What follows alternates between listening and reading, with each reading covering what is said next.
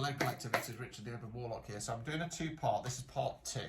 Okay, it's in regard to, for people who are in a situation where they've got two different people on their mind, two different options, and it's in regard to what those other people are thinking. So we've done person A, so after you've watched this one, go to the other part and watch part one. So if you just get in your mind person B, and we'll see what they are thinking. It is collective, so take what resonates. Okay, just bear with me, and I'm just gonna start pulling some cards. Okay.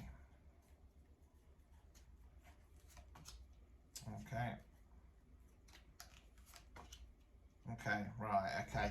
So person B, right, so first card we've got for person B is the Seven of Swords in the reverse position. So swords relates to the element of air. It's generally speaking about the way we think and the words we use. Now, in the upright position in the tarot books, it talks about sneaky, deceptive behaviour. For me, it's normally about imposter syndrome. I'm not good enough, I'm da-da-da-da. Right, in the reverse position, if we're going down the imposter syndrome line, which I'm at the moment, I might change my mind.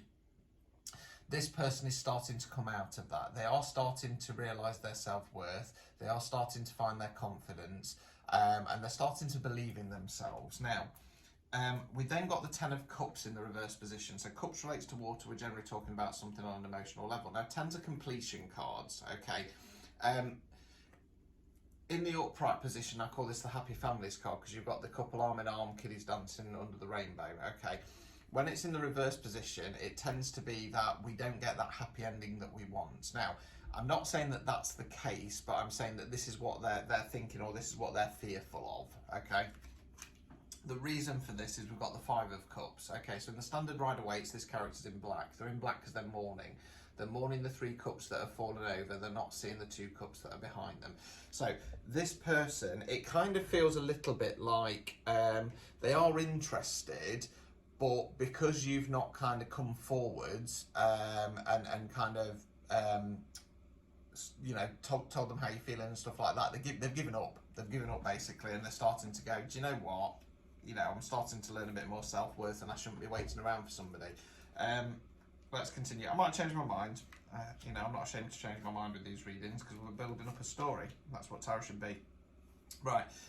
I'm sticking to what I said a moment ago because we then got the Eight of Wands in the reverse position. So wands relates to fire. We're generally talking about taking some kind of action. Now you've got the wands or staves flying through the air. Now in the upright position, I'll be saying things are fast paced, lots of fast energy. As long as they're keeping their eye on the ball, they're not going to get left behind. Now it's in the reverse position. Now it can be in the reverse position that the energy is really fast and they're taking their eye off the ball and they're going to get left behind, or I feel it's more to do with things feeling like they've ground to a halt, and this is why they're kind of going, well, this isn't going to work out. What's the point in waiting? We then got the Nine of Wands. So nines are reflection cards before we go on to 10 and we break down, close down the cycle, sorry.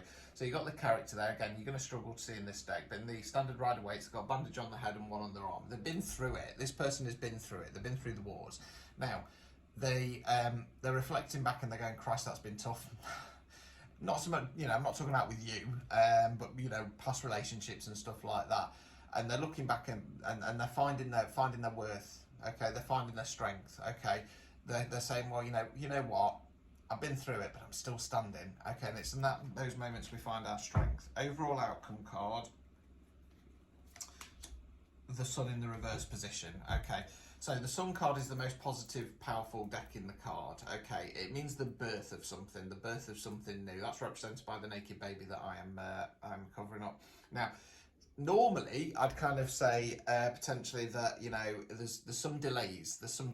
In this instance, I'm gonna say that they are starting to see that you are not the happy ending that they're looking for, and that's no offense to you, okay? That's no offense to you, okay?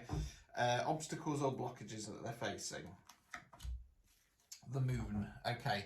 So the Moon card talks about the unknowns. It's when we feel like something's a little bit off and we can't put a finger on it, or we're looking for answers in something and we just can't ever get all the jigsaw pieces together.